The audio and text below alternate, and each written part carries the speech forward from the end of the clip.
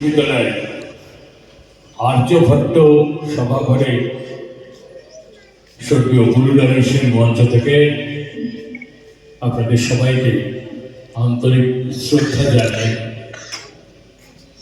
শতাধিক কণ্ঠের রবীন্দ্র গানের অনুষ্ঠান শুরু করছি।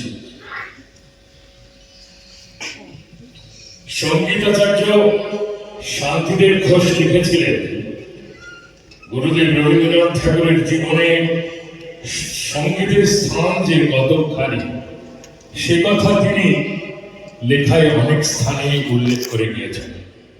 বলেছেন, গান লিখতে যেমন আমার নিবিড় আনন্দ হয় তেমন আর কিছুতেই হয় না। সেই আনন্দে সংসারের নানা প্রকার দায়িত্ব ও কর্তব্যের ভার তার মন থেকে একেবারে লোপ পেয়ে যায় এবং এই সঙ্গীতের ভিতর দিয়েই তার বিচিত্র কর্মবহুল জীবনের বিশ্রাম ও শান্তি তিনি পেয়েছেন। তিনি অনুভব করেছিলেন, মুক্তি বলতে তো এই গানের মধ্যে। সঙ্গীত